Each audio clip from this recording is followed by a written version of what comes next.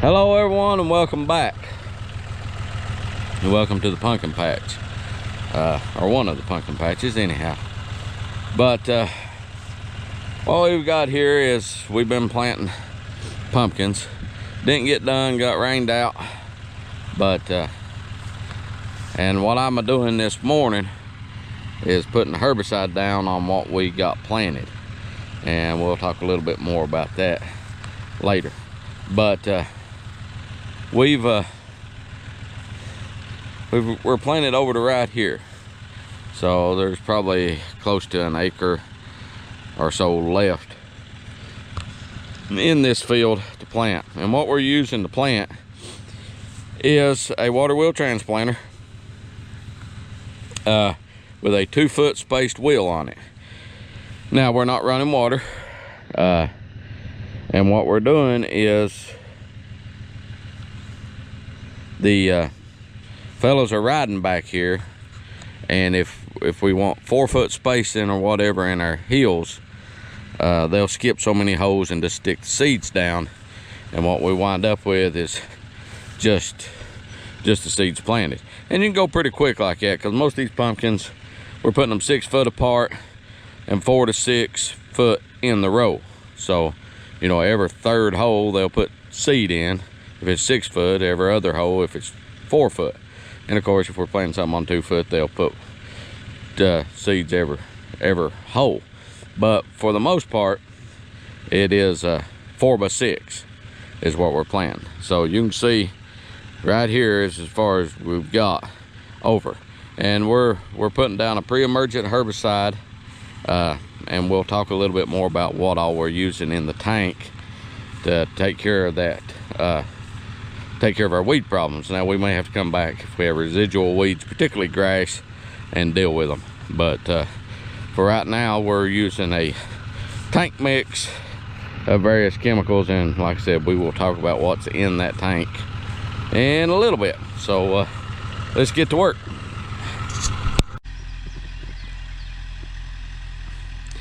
And that's how we plant pumpkins sometimes. If we don't plant them by hand, we'll use that transplanter. It depends on the soil type which method works best. If it's a heavier soil, coarser soil, clayer soil, the middle buster and planting them by hand works best. If it's a finer soil, this works better. So that's how we plant them.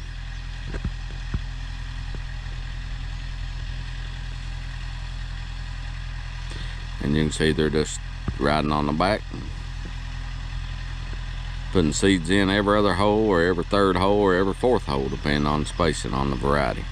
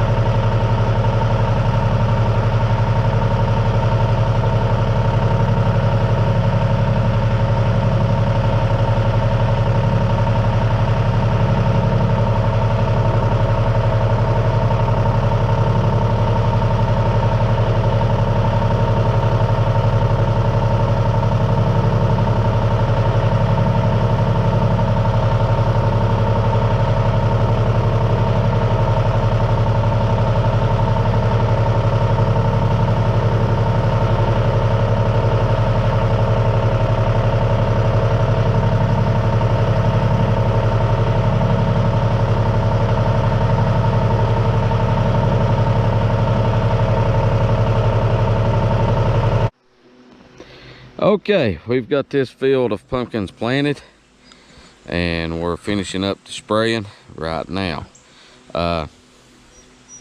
This is one of, well, 3 fields.